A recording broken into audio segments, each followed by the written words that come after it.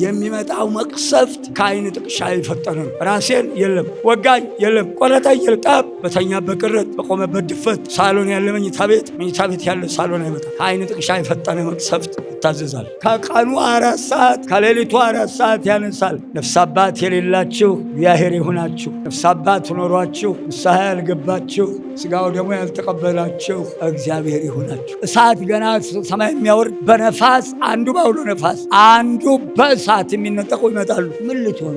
እስካሁን ኖር ያለው ቢከፋኝ ባይከፋኝ ከእንግዲህ ተፈጥሮ ሰው ለሚሆን ይብላኝ። ተዉ፣ ተሰብሰቡ። ይብላኝላችሁ ጉዞ የምታዘጋጁ ዕለተ እሑድ ተጠንቀቁ። ዛሬ ምናልባት ደብረ ዘይት ይህን መንገድ የሆኑ አርብ ግቡ። ገዳማት የምትሄዱ ሰዎች እውነት ለገዳሙ የምትሄዱ ከሆነ አርብ ግቡ። ቅዳሜ እሑድን አስቀድሱ። ዕጣኑን አሽትቶ ሰኞ ኪዳን አድርሳችሁት ተጠንቀቁ። ጻድቃንና ኃጥአን የሚለዩባት ዓለም የሚያልፍባት ዕለተ እሑድ ናት። ተጠንቀቁ። ራቁታችሁን እንዳትቀሩ። ዛሬ እኮ የምጽአት ቀን የሚነገርበት ነው። ነገረ ምጽአት ነው። ሄዷል ዘመኑ። አዳምጡ ኃይለ ቃሉን፣ አንብቡ ወንጌሉን። ምናልባት ዳሩ ግን ገና ነው ብላችሁ እንዳትታለሉ። ከተናገረው 2000 ዓመት ነው። ቀኑ ጊዜው ደርሷል ማለት ነው። የመጨረሻዎቹ ምልክቶች ናቸው። እንዳትተኙ። ረሃብ፣ ቸነፈር፣ የምድር መናወጥ በልዩ ልዩ ስፍራ ይሆናል። በየሀገሩ ካታ፣ ስደት፣ በሽታ፣ ሽብር፣ እሪታ፣ ጫጫታ፣ ይህ ሁሉ ምልክት ይሆናችሁ። የመጥጣር መጀመሪያ ናቸው። አንተም ጨካኝ ነበርክ፣ ጨካኝ አዘዘብህ፣ እንደገና ዳቦ እሳት ነደደብህ ብለዋል። ከታችኛ በሰራነው ኃጢአት ምክንያት የሚመጣ መቅሰፍት፣ ከላይ የእግዚአብሔር ቁጣ። አንተም ጨካኝ ነበርክ አለ። የእናቴ ልጅ ከታችህን ግፍ ስትሰራ ከላይ ደግሞ ለሰራኸው ግፍ እሳት ይዘንብብሃል ነው የሚልህ። በሁለት እሳት መካከል ያጋያል። እንደ ጨከንክ ይጨክንብሃል፣ ጨካኝ ይልክብሃል። ተው፣ ልብ ግዛ፣ አትጨክን። አርፋችሁ ተቀመጡ። ዓለም ዛሬ መጽሐፍ ቅዱስን ወንጌልን አልሰማሁም ብሎና ሐዲስን እንዳትል፣ በኮምፒውተሩ በቴሌቪዥኑ ወንጌል የሌለበት የለም። አንብቦ የሚድን እግዚአብሔር ያደለው ነው። ትውልድ ምክንያት የለውም። ይፈርሳል ሕንፃ እግዚአብሔር ሰው ያልቃል፣ ይበሰብሳል፣ እርስ በርሱ ይተራረዳል፣ ይተላለቃል። አስተውሉ። ዘመኑ ይህ ሊሆን ግድ ነው። ትንቢት የተነገረበት ነውና ዘመኑን ዋጁ። ታላቁ ምልክትም ይህ ነው። ቀኑ ለመቅረቡ ሕዝብ በሕዝብ ላይ ይነሳል፣ መንግስትም በመንግስት ላይ ይነሳል። ሌላው ሀገር መንግስት በሌላው ሀገር መንግስት ላይ በጠላትነት ይነሳል። እርስ በርሱ ይተራረዳል፣ እርስ በርሱ ይጨፋጨፋል። ምን እየሰራን ያለ ነው? አሁን ምን እያደረግን ያለ ነው? አንድ ሕዝብ የነበረ እርስ በርሱ ይተላለቃል፣ ይጨካከናል፣ ይተራረዳል። በዚህ ዘመን ከአመፃ ብዛት የተነሳ ከኃጢአትና ከግፍ ብዛት የተነሳ በምድር ላይ የሚሰራውን ግፍ እያየ ራሱን እያሳቀቀ እስከ መጨረሻው የሚሰራውን ግፍ አይቶ ያልካደ የጸና እርሱ የጨከነ ይድናል። ደብረ ዘይት የምንቆይበት ርዕስ ደብረ ዘይት ማቴዎስ 24 ከቁጥር 1 እስከ 36 አለፍ ብዬ ነው ማየው ኃይለ ቃሉን ብቻ። ማርቆስ 13ን ሉቃስ 20ን አንብቡት። ደብረ ዘይት ማለት ምን ማለት ነው? ደብረ ዘይት ማለት ወይራ የሸፈነው ተራራ ነው። ከወይራ ዘይት ይወጣል፣ ቅባ ቅዱስ ይባላል።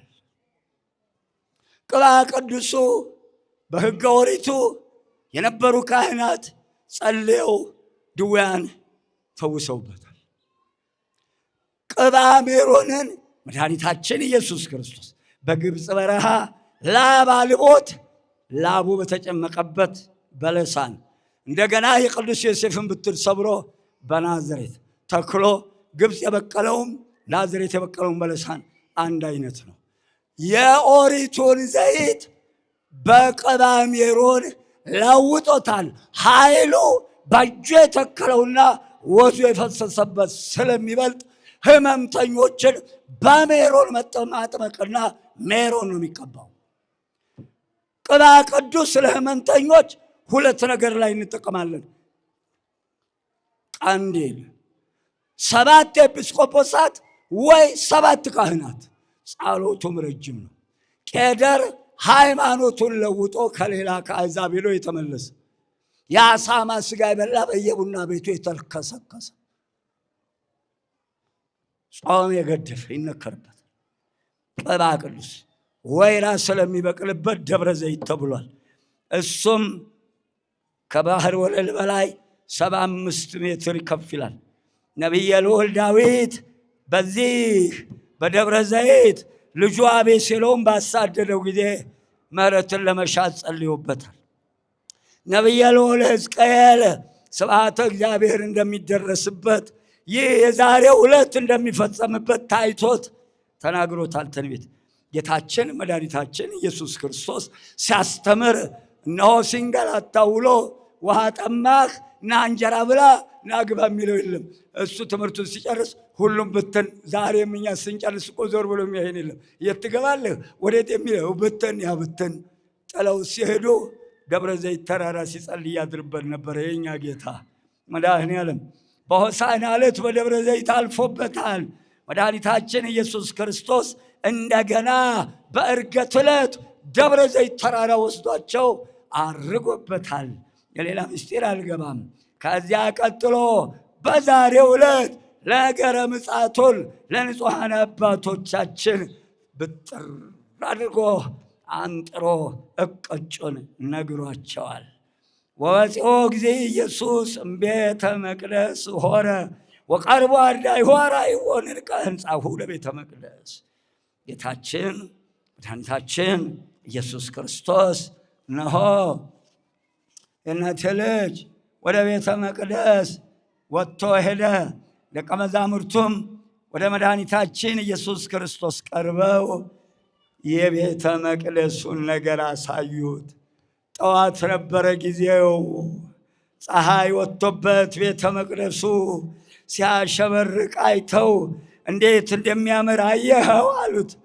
መድኃኒታችን ኢየሱስ ክርስቶስም እንዲህ አላቸው፣ ንጹሐን ሐዋርያትን እነሆ በዚህ ዕለት ንጹሐን አባቶቻችንን አንደኛ የቤተ መቅደስን መፍረስ፣ ነገረ ምጽአቱን፣ የሐሳዌ መሲሕን ነገር አንተርሶ አብሮ ይነግራቸው ዘንድ ወሰነ።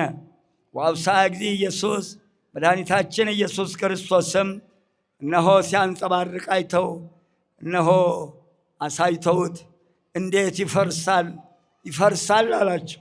ይህም እንዲህ የሚያንጸባርቀው እንዲህ የሚያምረው ህንፃ ይፈርሳል አላቸው።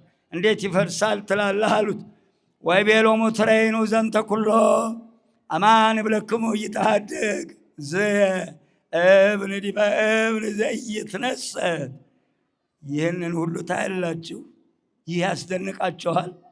የማይፈርስ ሆኖ ድንጋይ በድንጋይ ላይ አይቀርም ብዬ መፍረሱን በእውነት መፍረሱ እንደማይቀር እነግራችኋለሁ። ይህንን ያላቸውን ቃል ጥጦስ ኢየሩሳሌምን በወረረ ጊዜ አንድ ወታደር ድንጋይ ፈንቀል ሲያደርግ ደስ ተሙሎ ወርቅ ቢያገኝ የጥጦስ ሰራዊት እንዳለ ወርቅ አገኛለሁ ብሎ ይፈርሳል ያለውን ቤተ መቅደስ በአንድ ደቂቃ ውስጥ ፍርስርሱን አውጥተውታል። አማን እብለክሙ እውነት እላችኋለሁ ህንፃ እግዚአብሔር ሰው ይፈርሳል አላቸው። እናንተ የገረማችሁ የደነቃችሁ እንዲህ አንጸባረቀው በፀሐይ ሰው ሰራሹ ይፈርሳል ስላችሁ ደንቋችኋል። እንደውም ህንፃ እግዚአብሔር ሰው ይፈርሳል፣ ይሄ ደንቃችኋል አላቸው። ይፈርሳል ህንፃ እግዚአብሔር ሰው ያልቃል፣ ይበሰብሳል፣ እርስ በርሱ ይተራረዳል፣ ይተላለቃል። ወንዛ የነበረ ጊዜ ነው ውስተ ደብረ ዘይት ቀረቡ ሀቤሁ አርዳኢሁ። መድኃኒታችን ኢየሱስ ክርስቶስ በደብረ ዘይት ተቀምጦ ሳለ ሦስቱ ባለሟሎች አራተኛ እንድርያስን ጨምረው ቅዱስ ጴጥሮስ፣ ቅዱስ ዮሐንስ ወንጌላዊ፣ ቅዱስ ያዕቆብ ንገረነ ማይዜ ከውን ዝንቱ ወናሁ ይትሐደግ ለክሙ ቤትክሙ በድወ ወመንትኑ ተአምሪሁ ለምጽአትከ ወለህልፈተ ዓለም። እነሆ አራቱ ቀርበው የቤተ መቅደስ የሚፈርስበት ምን ጊዜ ይሆናል? ወምንትኑ ተአምሪሁ ለምጽአትከ ወለህልፈተ ዓለም። የምጽአትስ ህልፈተ ዓለምስ ጌታ ሆይ ንገረን፣ ምልክቱ ምንድነው ብለው ጠየቁት። እሱም እንዲህ አላቸው፣ ወአውስአ ወይቤሎ ዕውቁ ኢያስሕትክሙ፣ እኔ ክርስቶስ ነኝ እያሉ ብዙ ሰዎች በስሜ ይመጣሉ፣ ብዙዎችንም ያስታሉ። ወያስሕትዎሙ ለብዙኃን፣ እነሆ ብዙዎች ሐሳውያን እኔ ክርስቶስ ነኝ እያሉ ስለሚመጡ ብዙ ሰዎች በዚህ ምክንያት ይስታሉ። ወሶበ ሰማዕክሙ አጽባዕተ መድምፀ ጸባኢት፣ ጦርንም የጦርንም ወሬ ትሰሙ ዘንድ አላችሁ። የገዛ አካላችንም የጦር ሜዳ ከሆነ ሰንብቷል። አንድም ጦር ሲሰበስብ፣ ጋሻ ለጋሻ ሲሳጎድ፣ ጋሎ ሰልቦ ሲያገር፣ ሲፎክር፣ ሲሸልል፣ ሲያቀራራ በያለበት ብትሰሙ ብታደምጡ ዕውቁ ትደንግጡ፣ እንዳትደነግጡ አስተውሉ። ዘመኑ ይህ ሊሆን ግድ ነው፣ ትንቢት የተነገረበት ነውና ዘመኑን ዋጁ። ቆላስይስ 4 ኤፌሶን 5 ማስታወሻህን ያዝና አንብበው። እስመ ግብትሃለ ወይኩን ዝኩ ኩሉ፣ ይህ ሊሆን ግድ ነውና ተጠበቁ። አንድም ይህ ሁሉ ፈጥኖ ይደረግ ዘንድ አለው፣ ዳሩ ግን መጨረሻው ገና ነው። ልብ በሉ። ጌታችን ይህን ቃል ከተናገረ 2018 ዓመት ሆኖታል። ይሄ ትንቢት ከተነገረ ልብ በሉ። ዳሩ ግን ገና ነው ያለው። ምናልባት ዳሩ ግን ገና ነው ብላችሁ እንዳትታለሉ። ከተናገረው 2000 ዓመት ነው። ቀኑ ጊዜው ደርሷል ማለት ነው። የመጨረሻዎቹ ምልክቶች ዋቸው። ይህ መጨረሻው ገና ነው ብሏል ብላችሁ እንዳትተኙ። ታላቁ ምልክትም ይህ ነው፣ ቀኑ ለመቅረቡ። ወተንሥኡ ሕዝብ ዲበ ሕዝብ ወነገሥት ላዕለ ነገሥት፣ ሕዝብ በሕዝብ ላይ ይነሳል፣ መንግስትም በመንግስት ላይ ይነሳል። አንድም ሕዝበ ሮም በሕዝበ እስራኤል ላይ፣ ሌላው ሀገር መንግስት በሌላው ሀገር መንግስት ላይ በጠላትነት ይነሳል። አንድም ሕዝበ እስራኤል በሕዝበ እስራኤል እርስ በርሱ ይተራረዳል፣ እርስ በርሱ ይጨፋጨፋል። ምን እየሰራን ያለ ነው? አሁን ምን እያደረግን ያለ ነው? ሂድ ያዝ። አንድም አንድ ሕዝብ የነበረ እርስ በርሱ ይተላለቃል፣ ይጨካከናል፣ ይተራረዳል። አንድም ነገሥተ እስራኤል በነገሥተ እስራኤል ላይ እርስ በርሳቸው ነገሥታቱ የአንድ ሀገር መንግስት ነገሥታት ሁለት ተከፍለው እርስ በርሳቸው ነገሥታቱ ይጨፋጨፋል። ይህ ምልክት ይሆን። አንድ ሀገር እንዲያስተዳድሩ የተሾሙ ሹማምንት እርስ በርሳቸው በጠላትነት ይነሳሳሉ፣ እርስ በርሳቸው ይጨካከናሉ፣ ይተራረዳሉ፣ ይተላለቃሉ። ይህ ምልክት ይሆናችሁ። አንድ ወገን አንድም ወገኑን ወንድሙን በጠላትነት ይነሳበታል። አንድም ወገን በወገኑ፣ ወንድም በወንድሙ፣ እናት በልጇ፣ አባት በልጁ፣ ሚስት በባሏ፣ ባል በሚስቱ እርስ በርሱ በጠላትነት ይነሳል፣ ይተራረዳል፣ ይገዳደላል። አስተውሉ። እስራኤል 12 ነገድ ናቸው። 12ቱ ነገዶች ከእኔ ወገን ይንገስ ከእኔ ወገን ይንገስ ብለው ቀን ሲተንተን ሲሉ ይላሉ፣ ሲመራረጡ ይላሉ። ጨለም ሲል ሾተል በጉያው ይዝና ያንን የወጋውና ይወድቃል፣ ይገላል፣ ገሎት ይሄዳል። ቀን ሲመራረጡ ሌሊት ሲገዳደሉ ያድራሉ። የገደለው አይታወቅ፣ የወደቀበት አይታወቅ፣ ሞት አውር ተብሏል። እርስ በርሱ 12ቱ ነገደ እስራኤል። አስተውሉ። ይህ ምልክት የሆናችሁ እስቲ አስተውሉ። ያለንባት ዓለም ወይዘሮ ዓለሚቱ እንደ 12ቱ ነገደ እስራኤል እርስ በርሳቸው ተለያይተው ይናጎዳሉ። ጌታችንም የመጨረሻውን ዘመን ምልክቶች መናገሩ ሁላችንም እንድንጠነቀቅና የት እንዳለን ራሳችን በዘመኑ መስተዋትነት እንድናይ ያስተምረናል። ለመሆኑ መለያየትን ከማን ተማር ነው? እርስ በርሷ የምትለይ መንግስት ትጠፋለች። ቤተሰብም እርስ በርሱ ቢለያይ ያ ቤተሰብ ይፈርሳል። እነሆ እርስ በርሱ የሚለይ ከተማም ወይም ቤት አይቆምም። ማቴዎስ 12 ከ25 ቁጥር ጀምሮ ጌታችን አምላካችን በማይታበል ቃሉ እርስ በርስ መለያየት የሚያወጣውን ውድቀት ነግሮናል። ማርቆስ 3 ቁጥር 23 ጀምሮ አንብቡት። እነሆ ዛሬ የአቤልን ደም የቀመሰች መሬት እነሆ እርስ በርሱ በገዛ ራሱ የአንድ አባት የአንድ እናት ልጅ የአንድ ማህፀን የአዳምና የሔዋን ልጅ እርስ በርሱ ተለያይቶ እርስ በርሱ እየተናጎደ የአቤልን ደም የቀመሰች መሬት በደም እየታጠበች ትገኛለች። ወይዘሮ ዓለሚቱ ተጨንቃለች። የወንድማማች ደም እየጠጣች ምድር በራሷ ላይ ጭንቀትን አምጥታለች። በገዛ ራሷ የምንኖርባት ዓለም ልርገፍ ልርገፍ ልርገፍ እያለች ነው። አባቶቻችን ነግረውናል። ጥፋት የታዘዘባት ከተማ ነጋሪት እንዳቢጎሰምባት አትሰማ፣ እንዳንሮጥም እንዳንሸሺ ምኒቱ ቀን መጣሽ ብለዋል። አንድም ነገሥተ ሮም በነገሥተ እስራኤል ላይ ይነሳሉ። አንድ ወገን በሌላው ላይ ያለምንም ምክንያት ይነሳበታል። ወይመጽእ ረሃብ ወብድብድ ወድልቅልቅ ውስተ ኩሉ ባሕውርት፣ ረሃብ፣ ቸነፈር፣ የምድር መናወጥ በልዩ ልዩ ስፍራ ይሆናል። በየሀገሩ ረሃብ፣ በየሀገሩ ካታ፣ ቸነፈር፣ ስደት፣ በሽታ፣ ሽብር፣ እሪታ፣ ጫጫታ ይደረጋል። ይህ ሁሉ ምልክት ይሆናችሁ። ወዝንቱ ሁሉ ቀዳሚሁ ለሕማም ውእቱ። እነዚህ ሁሉ ማለት በየሀገሩ ረሃብ፣ ቸነፈር፣ ሽብሩ፣ ካታ፣ ጫጫታ ሁሉ ሲሆን የምጥ ጣር መጀመሪያ ናቸው። ያን ጊዜ ቅዱሳን ሰማዕታትን፣ ንጹሐንን፣ ክርስቲያኖችን ሁሉ አሳልፈው ይሰጧቸዋል፣ ይገድሏቸውም። መምህራኑም በየምኩራቡ ይገርፏቸዋል። ስለ ስሜ በያለበት የተጠላችሁ ትሆናላችሁ። በእኔ ስም ስላመናችሁ፣ በእኔ ስም ስላስተማራችሁ ትጠላላችሁ። በእኔ ስም ስለተጠራችሁ አሕዛብ ሁሉ ይጠሏችኋል፣ ያሳድዷችኋል። ወኢተአሚረ አሉ ብዙኃን ሃይማኖቶሙ። በዚያን ዘመን ብዙ ሰዎች ይሰናከላሉ። በዚያን ጊዜ ብዙ ሰዎች ሃይማኖታቸውን ይለውጣሉ። ብዙዎች የሚሰሩትን የሚያደርጉትን አያስተውሉም፣ አያውቁም። በቃሉ የተነገረው ትንቢት በሰውነታቸው አይሰርጽም።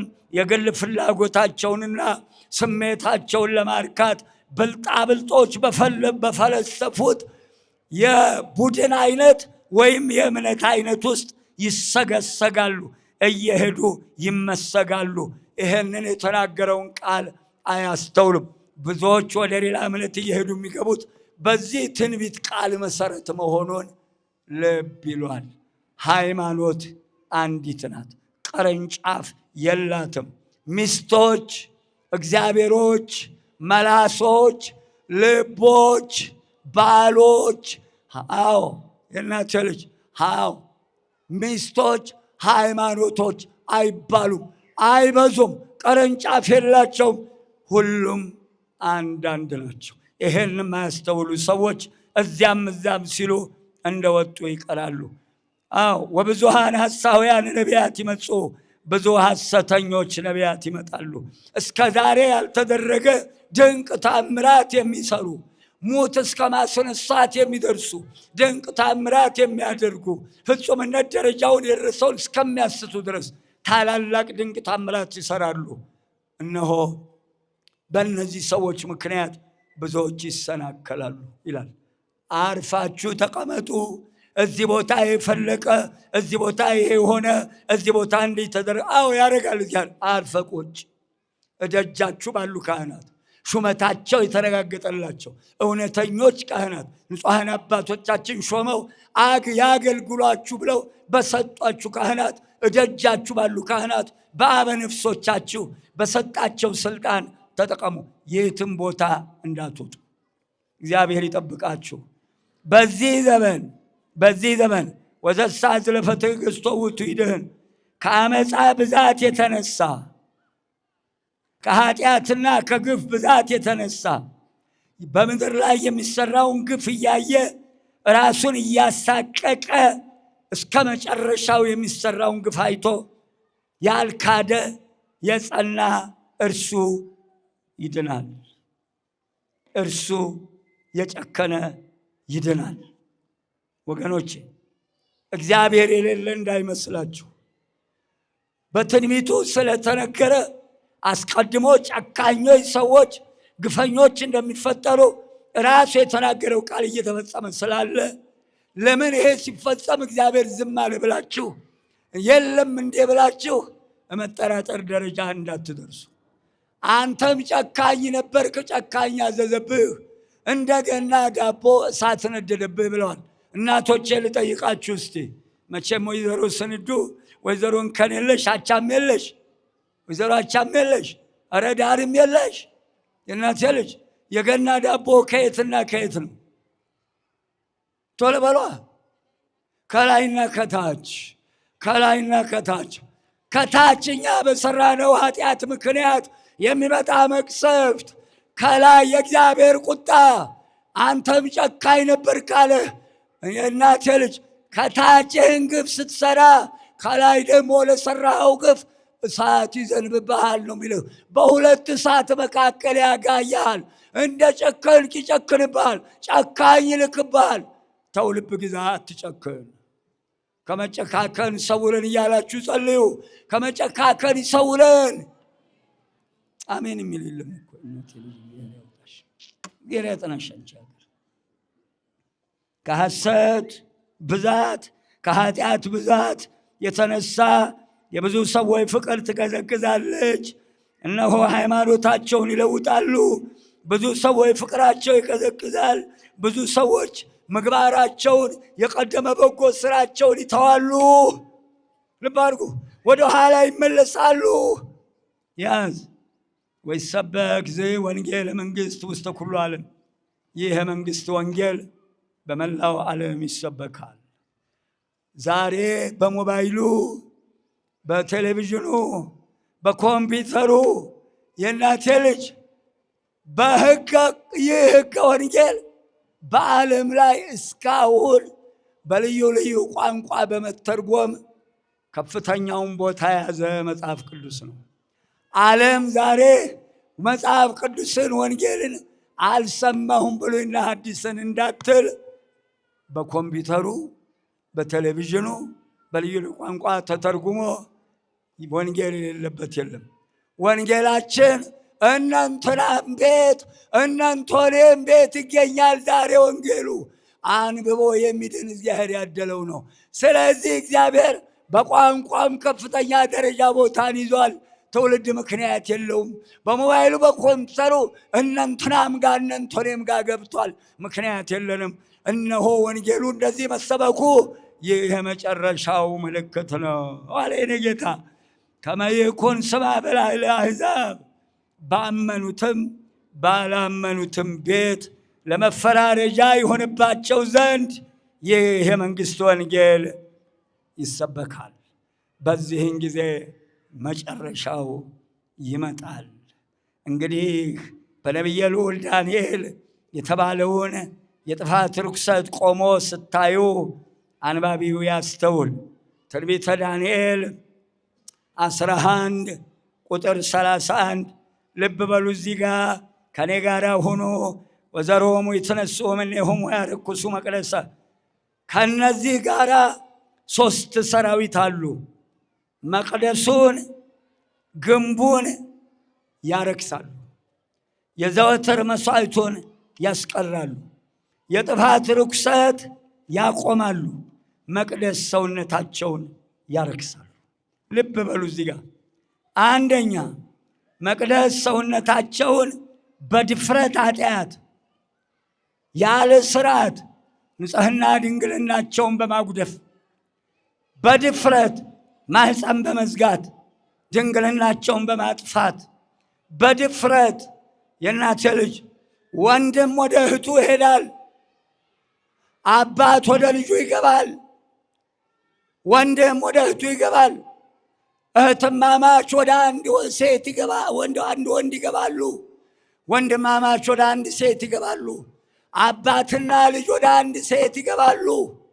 በድፍረት ቅዱስ ሰውነታቸውን ክርስቶስ የሞተበትን ሰውነት ያረክሳሉ፣ ይሰርቃሉ፣ ያመነዝራሉ፣ ግፍ ይሰራሉ።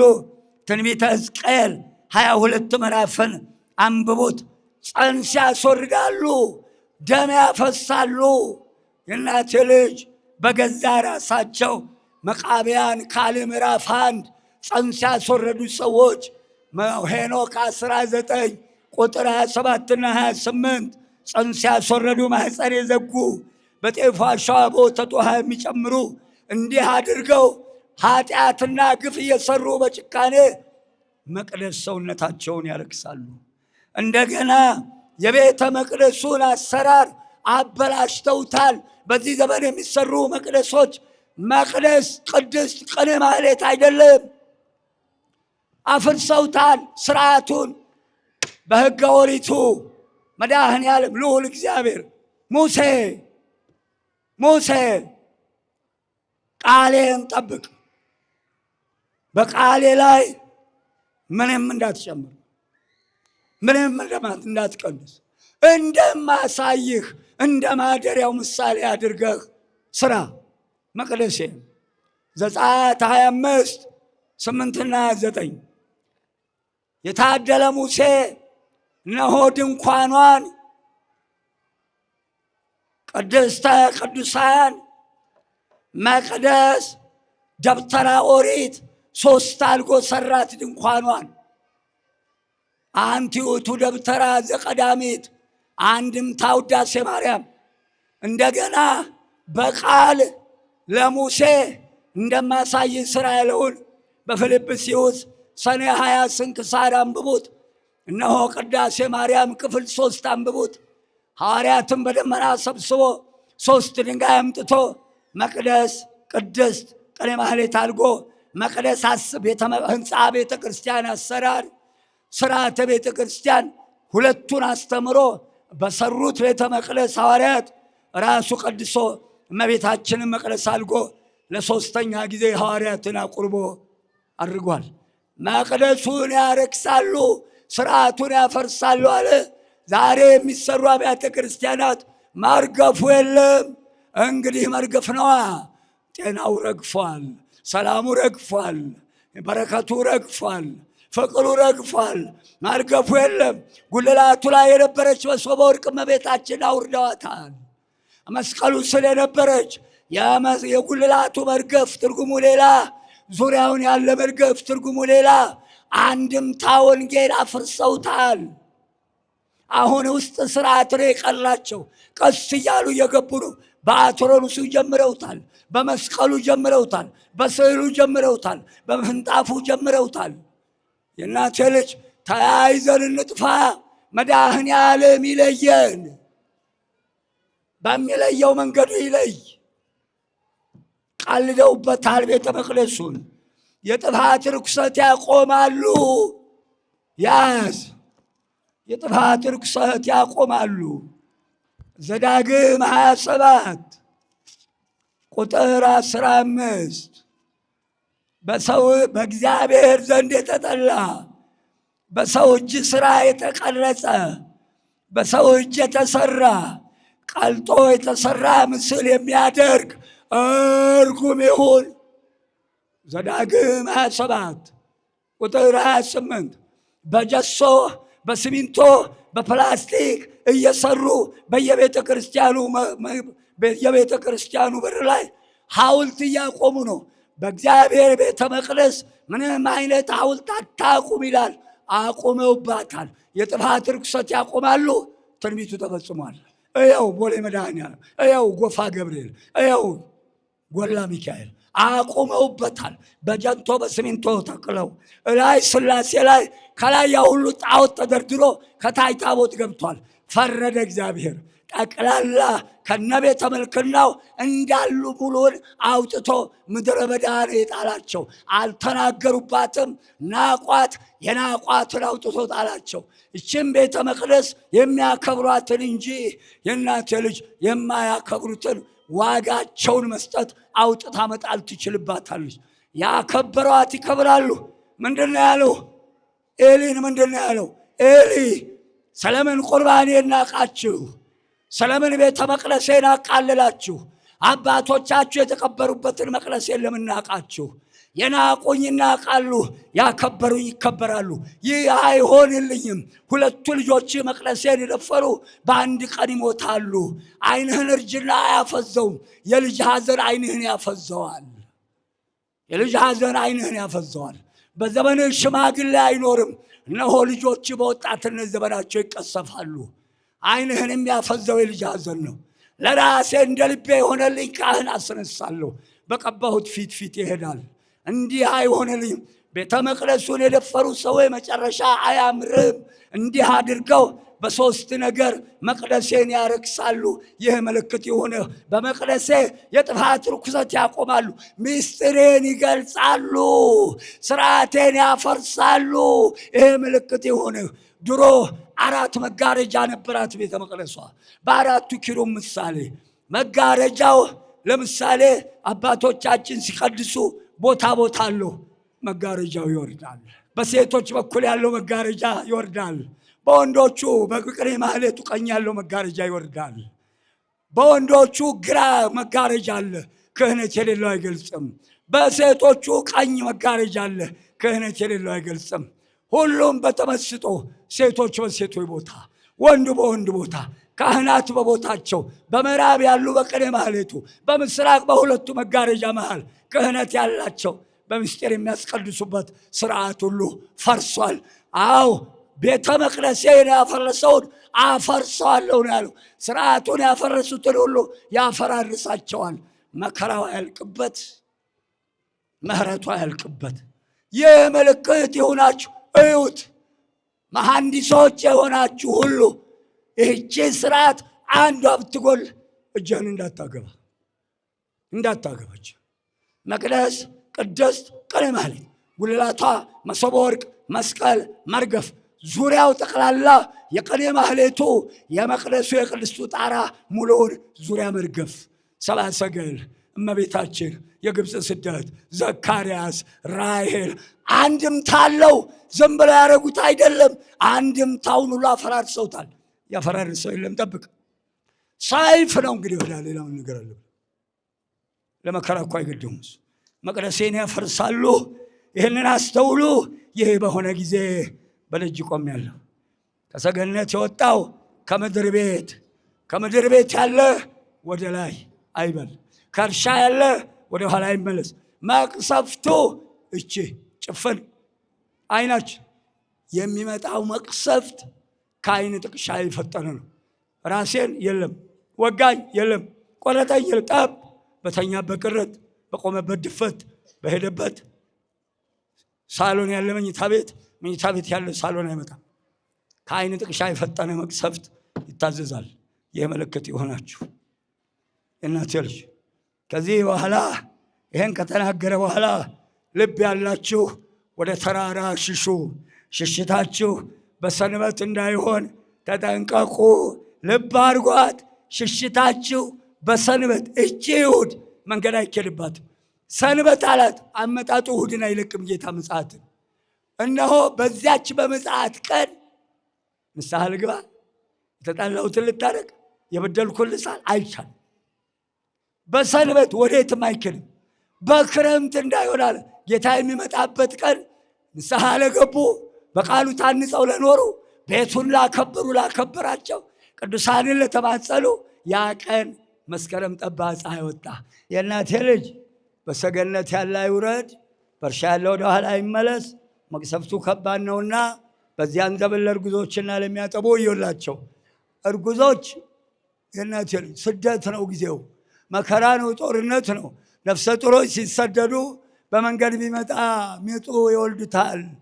ወተት ይላሉ፣ ወተት የለም። ከፍ ያሉት ፍትፍት ይላሉ፣ ፍትፍት የለም። በዚያን ጊዜ ለእርጉዞች ለሚያጠቡ ወዮላቸው። አንድም ተንኮልን አርግዘው ተንኮልን ለሚወልዱ፣ ግፍን አርግዘው ግፍን ለሚወልዱ ያ ቀን ያ ጊዜ ለእንደነዚህ ያሉ ግፈኞች ወዮላቸው። ተንኮላቸውን አርግዘው ተንኮላቸውን ለሌላ ሰው የሚያስተምሩ ወለዱት ማለት ነው። መምህር የተማረውን በልጆቹ ይወልዳል። እነኚህም ተንኮለኞች በሰው የሚወልዱ ተንኮላቸውን ወዮላቸው። ያ ቀን እጅግ ክፉ ነውና በዚያን ዘመን ልቦና ያላችሁ ወደ ተራራ ሽሹ አለ። ተራራ የተባለች ቤተ ክርስቲያን ናት። ወደ ተራራ ሽሹ ማለት በቃሉ ታንጻችሁ በንስሐ ሆናችሁ ሥጋ ወደሙ ተቀብላችሁ በሥጋ ወደሙ ከብራችሁ ኖሮ ለማለት ወደ ተራራ ሽሹ አለ። እቺ ቤተ ክርስቲያን በተራራ የምትመሰል ኢየሩሳሌም ሰማያዊት ናት። ያከበራችኋት ትከብራላችሁ። የታደላችሁ ዳኑባት። የታደላችሁ ቃሉን እየሰማችሁ አጊጡባት የእናቴ ልጅ። ስለዚህ ሽሽታችሁ በሰንበት ወይም በክረምት እንዳይሆን ተጠንቀቁ። ጌታ የሚመጣበት ዕለት ክረምት ነው። የሚመጣው በሰንበት ነው። በሰንበት ወዲያ ወዲህ የሚሄድ የለም። መንገድ የሚጠይቅ የለም። መንገድ ቢጠይቅ የሚያሳየው የለም። በሰንበት ጉዞ የተከለከለ አንዱም ይሄ ነው። ስለዚህ በዚያች እሱ በሚመጣባት ዕለተ ሰንበት ንስሐ ልግባ ልቁረብ፣ የተጣላሁትን ልታረቅ አያስኬድምና ተዘጋጅታችሁ ኑሩ። እስመ ይከወነ ኢታምራ ብየ ሕማም ወምንዳቤ ዘይኮነ ከማሁ እምፍጥረተ ዓለም እስከ ዮም። ከዛ ዓለም ከተፈጠረ ጀምሮ እስከ ዛሬ ድረስ ተደርጎ የማይታወቅ ከእንግዲህ ወዲህ የማይሆን ከእንግዲህ ወዲህ የማይደገም ታላቅ ጸዋትወ መከራ ይሆናል። እነኛ ቀኖች ስለተመረጡት ሰዎች፣ ስለ ቅዱሳን በእመቤታችን አማላጅነት፣ በቅዱሳን አማላጅነት፣ በእመቤታችን እንባ፣ በእግዚአብሔር ቸርነት፣ በቅዱሳን መላእክት አማላጅነት ከቀኑ 4 ሰዓት ከሌሊቱ 4 ሰዓት ያነሳል። 8 ሰዓት ይነሳል። የእናቴ ልጅ ከቀኑ 8 ከ24 8 ሲቀነስ ስንት ይቀራል? 16። ሌሊቱ 16 ሰዓት ቀኑ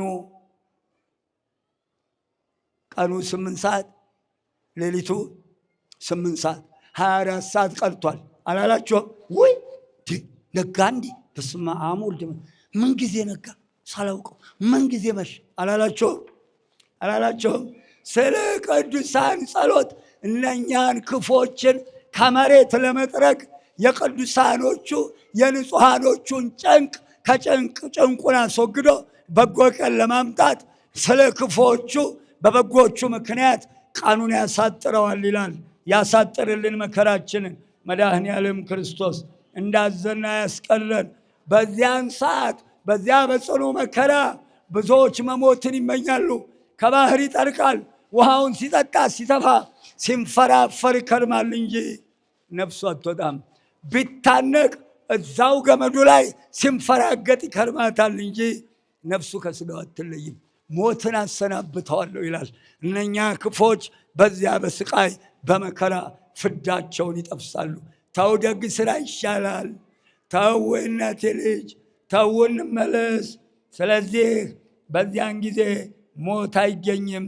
እነዚህ ክፎች ሰዎች ከመቅሰፍቱ ጽናት ከመቅሰፍቱ ስቃይ የተነሳ ግፈኞች ሰዶማውያን የእናቴ ልጅ በራሳቸው ስራ በራሳቸው ኃላፊነት በፈለሰፉት የክፋት ምንጭ መከራና መቅሰፍቱ ጸንቶባቸው በስቃይ ሕይወታቸው ያልፋል። በዚያ ጽኑ መከራ ውስጥ ጥበበኛ በጥበቡ ኃያል በኃይሉ ሀብታም በሀብቱ ሊያመልጥ አይችልም። ሀብታሞቹ ብርና ወርቃቸው ሊያድናቸው አይችልም። ትንቢተ ሶፎንያስ ምዕራፍ 1 አንብቡት። አሜሃ እመቦ ዘቤልክሙ ነዋ ዘያሃሎክሙ ማርቆስ። እነሆ ክርስቶስ በዚያ ስቃይ ዘመን እዚህ ቦታ ነው እዚህ አለ ቢሏችሁ እንዳትሰሙ። በዚያች መከራ ውስጥ ሐሰተኞች ነቢያት፣ ሐሰተኞች ክርስቶሶች ድንቅ ድንቅ ታምራት እየሰሩ ለማሳት ወደ እናንተ ይመጣሉ። እነሆ ከነዚህ ሽሹ። ወናሁ አቅደምኩ ነጊሮተክሙ። አሁንም ጌታችን ለደቀ መዛሙርቱ እነሆ ሁሉንም ነገር ትጠነቀቁ ዘንድ አስቀድሜ ነገርኳችሁ፣ አስቀድሜ አስተማርኳችሁ። እመቦ ዘይቤልክሙ ነዋ ገዳመ ሀሎ ይትጻኡ። ከእንግዲህ ክርስቶስ በዚህ አለ ቢሏችሁ፣ በዚያ ነው ብሏችሁ በጅ አትበሉ፣ እሺ አትበሏቸው፣ ሽሹ ከነዚህ።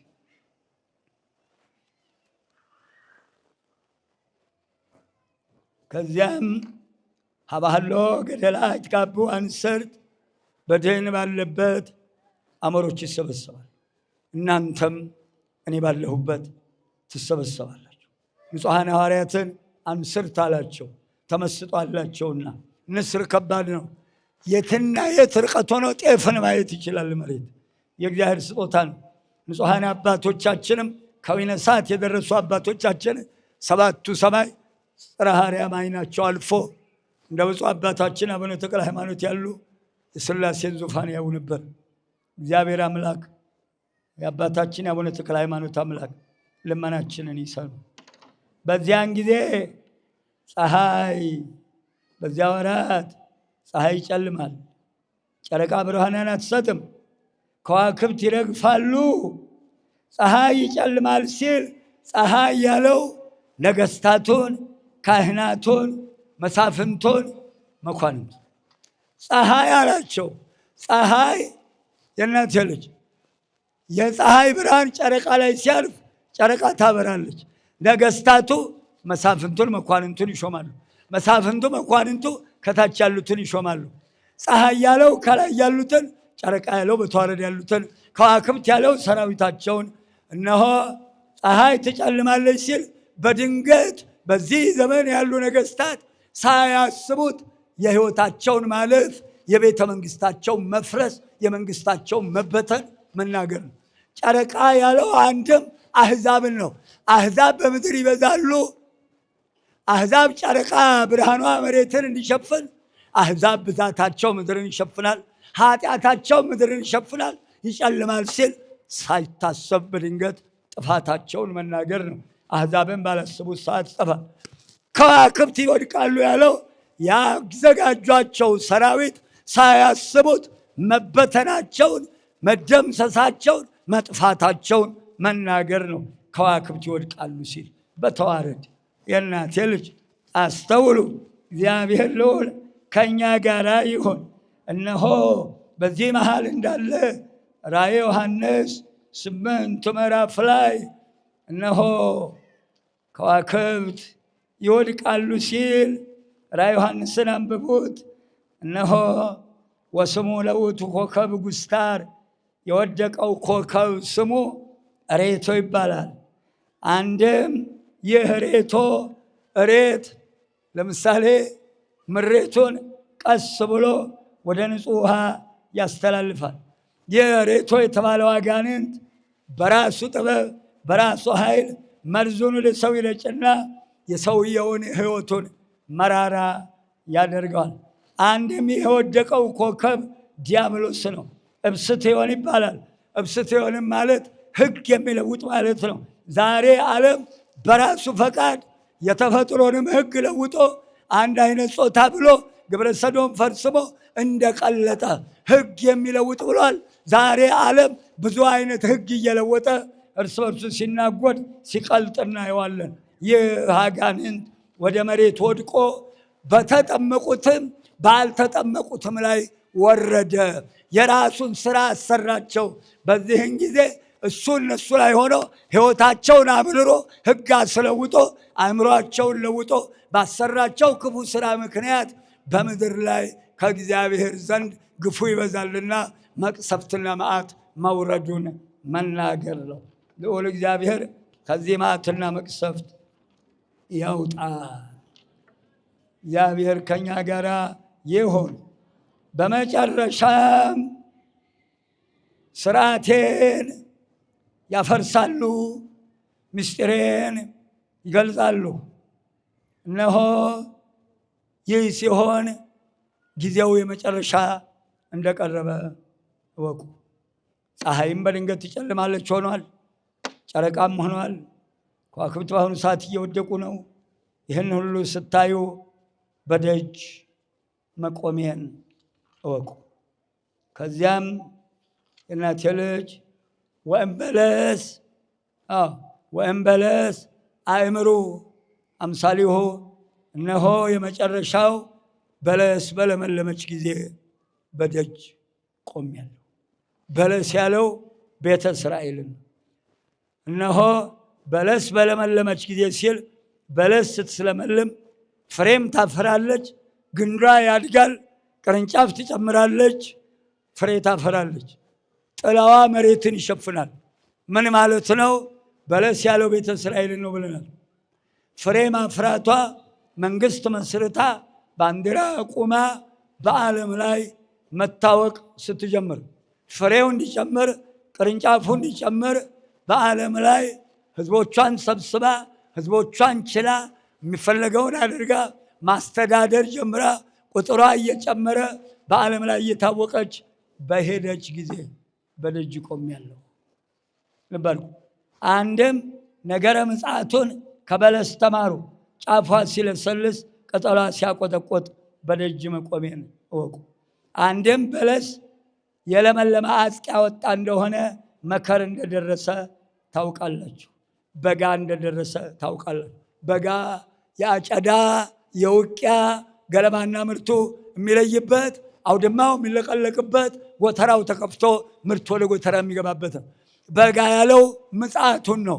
በዚያን ጊዜ ጻድቃንና ኃጥአን የሚለዩበት፣ ክፎች፣ ግፈኞች፣ ደም አፍሳሾች፣ ዘራፊዎች፣ ሌቦች፣ ጉበኞች፣ አስማተኞች፣ መተተኞች፣ ሟርተኞች ተፈርዶባቸው ወደ ዘላለም ፍዳ የሚገቡበት ዕለት፣ ገለባውን እንደሚያቃጥል የሚቃጠሉበት፣ ፍዳቸውን የሚቀበሉበት፣ በጎ የሰሩ ዋጋቸውን የሚቀበሉበት ዕለት በጋ ተብሏል። በደጅ ቆሜያለሁ። ስለዚህ ቤተ እስራኤል መንግስት አቁማ እነሆ በዓለም መታወቅ ስትጀምር የመጨረሻው ይመጣል። እውነት እውነት እላችኋለሁ ከማውኬ አንትሙኒ እምከመሪክሙ ዘንተ ኩሎ አእምሩ ከመቀርበ ሀበ ኆኅት። እናንተ ሁሉ ስታዩ ከደጅ ቆሜያለሁ። ከደጅ ያለ ቤቶች ቤተ እግዚአብሔር ግቡ፣ ደጆች ቤተ እግዚአብሔር ግቡ። እደጅ ቆሜያለሁ። እደጅ የቆመ ግባ ብቻ ነው የሚባለው። በደጅ እንደቆመ እስራኤል ምን እየሰራች ነው? በሚሊዮን ተቆጥራ አታውቅም። 7 ተኩል ሆናለች። ዙሪያውን ስትከበብ ስታዩ ተከባለች። የመጨረሻው ነው አላ የኔ ጌታ። አማን ይብለክሙ ከመ ይተሃልፍ ዛቲ ትውልድ እስከዚህ ሁሉ ይትገበር። እውነት እውነት 2 ጊዜ እላችኋለሁ እናቴ ልጅ ይህ ትውልድ አያልፍም። አንድም እውነት አለ። የመጀመሪያ እውነት እውነተኛ አምላክ ነኝ። ሁለተኛ እውነት ይህ የምነግራቸው ቃሌ እውነት ነው፣ አያልፍም። ሰማይና ምድር ያልፋሉ፣ ቃሌ አያልፍም። አማን እብለክሙ በእውነት እነግራቸዋለሁ። ሁሉ እስኪያልፍ ሁሉ እስኪፈጸም ድረስ ቤተ አይሁድ አታልፍም። እንዳታልፍ በእውነት እነግራቸዋለሁ። ሰማይ ወምድር ያልፍ፣ አንድም ሰማይ ምድር ያልፋል፣ ሕጌ አያልፍም። እለፍ ያልኩት ያልፋል፣ አትለፍ ያልኩት አያልፍም። እለፍ ያልኩት ያልፋል፣ እለፍ ያላልኩት አያልፍም። ሕጌን የያዘ አያልፍም፣ ሕጌን ያልያዘ ግን ያልፋል ብሎ ለደቀ መዛሙርቱ ጌታችን መድኃኒታችን ኢየሱስ ክርስቶስ በዛሬው ዕለት በደብረ ዘይት ተራራ እንዲህ አድርጎ ነገረ ምጽአቱን ነግሯቸዋል። የእናቴ ልጅ እንግዲህ በዚህ መስተዋትነት የምንኖርባትን መርከባችን ወይዘሮ ዓለሚቱን እዩዋት። ነፍስ አባት የሌላችሁ እግዚአብሔር ይሁናችሁ። ነፍስ አባት ኖሯችሁ ንስሐ ያልገባችሁ ሥጋው ደግሞ ያልተቀበላችሁ እግዚአብሔር ይሁናችሁ። ሌላ ምንለው የለም። ሥጋው ደግሞም የተቀበላችሁ አባቶችን እየጠየቃችሁ ስርዓቱን ጠብቃችሁ ተስተካክላችሁ ኑሩ። በተረፈ አካሄዳችሁን አሳምሩ፣ በቃሏ ኑሩ። ሰው እሳት ገና ሰማይ የሚያወርድ በነፋስ አንዱ ባውሎ ነፋስ አንዱ በእሳት የሚነጠቁ ይመጣሉ። ምን ልትሆኑ ነው? በመርካቶ ዘይትና መቁጠሪያ እያሳበደ የሚጫወትባችሁ ያ ሲመጣ ምን ልትሆኑ? ጠበል ፈልቅ፣ አዲስ ጠበል። ውሃው ነው አዲስ፣ ምኑ ነው አዲስ? እውነት እዛ ፈለቀበት ቦታ ካህናት ያጠምቃሉ፣ ድዊ ይፈውሱ፣ ለምጽ አንጹ፣ ሙት አንሱ፣ እናቴ ልጅ ዕውር አብሩ፣ ጎባጣ አቅኑ ያላቸው ካህን ነው የሚያጠምቀው የሾማቸው። ካህን ካላጠመቀ ቤት ሾህ የለም። ካህን ከሌለ ቅዱና ሂዱ። ካህን ከሌለ እንዳትገቡ። ስልጣኑ ያለው በካህናቱ እጅ ነው። ባለስልጣኑ ይሻላችኋል። እውነት አባቶቻችን የሾሙ እማዝነው ድፍረታቸው። በመርካቶ ቆብና ሻሽ፣ ቆቡ ያለው መርካቶ፣ መስቀሉ መርካቶ፣ ከበሮ መርካቶ፣ ካባው መርካቶ። እንደው ታቦቱም ገብቶ ይሆን? መሸጥ ነገር የለም እኮ ዘንድሮ፣ መሸጥ ነገር የለም። ገብቶ ይሆን ታቦቱ? መቋሚያው መርካቶ። ኧረ ተው፣ እደጃችሁ በምታውቋቸው ካህናት ተጠቀሙ፣ አውሬ እንዳይበላችሁ። ገንዘብ ከሌለ ገደል ነው። ነግሬያችኋለሁ። ይብላኝለት ሌባ፣ ይብላኝለት ጉቦ ይበላ፣ ይብላኝለት በጤፍ አሸዋ እርጥብ በርበሬ የሸጠ፣ በሜትር የሰረቀ እናቴ ልጅ፣ በጠቅላላ ክፉ የሰራ የእናቴ ልጅ። ወይዘሪት ማን አልፎሽ መሃል ላይ ገብተሽ፣ ወይዘሪት ማን ጠግቦሽ እዚያ ማዶ ሆነሽ፣ ማን ይሆን ያደለው ተሻግሮ የሚያይሽ? እስካሁን ኖር ያለው ቢደላኝ ባይደላኝ፣ እስካሁን ኖር ያለው ቢከፋኝ ባይከፋኝ፣ ከእንግዲህ ተፈጥሮ ሰው ለሚሆን ይብላኝ ብለዋል አባቴ ዲዮስቆሮስ። የእናቴ ልጅ ተዉ፣ ተሰብሰቡ፣ ራሳችሁን ጠብቁ፣ ስጋው ደግሞ ተቀበሉ፣ በስርዓቱ ኑሩ። በዛው ዕድሜያችሁ ይብዛ፣ በጨመርኩ ይጨምርላችሁ፣ ለትንሣኤው ያብቃን፣ ከማናውቀው አደጋ ይሰውረን። መከራችን ጠቅሎ አእምሯችን የሚያልፍበትን ነገር ያምጣ። መድኃኔዓለም ይቻለዋል። በማይመረመረው በታላቅ ክንዱ የእናቴ ልጅ ሎጥን ቤቱን የከበቡትን አይነ ልቦናቸውን አሳውሯል። ክፉ የሚያስቡብንን ሁሉ አይነ ልቦናቸውን ያሳውረው መድኃኔዓለም ክርስቶስ። የእናቴ ልጅ የዳንኤልን አንበሶች እንዳይበሉት አፋቸውን የዘጋ መልአኩ ቅዱስ ሚካኤል እነሆ እናቴ ልጅ አፋቸውን የከፈቱትን አናብስት አፋቸውን መልአኩ ይዝጋልን። በቸርነቱ አይለየን። አንደበቴን ያከናወነ መድኃኔዓለም ይመስገን። ባበዛው ዕድሜያችሁን ያብዛ። ታግሳችሁ እንደዘማችሁ ትዕግስቱን ያድላችሁ። ለመንግሥተ ሰማያት ለትንሣኤ ያብቃን። ስሙ የከበረ ይሁን።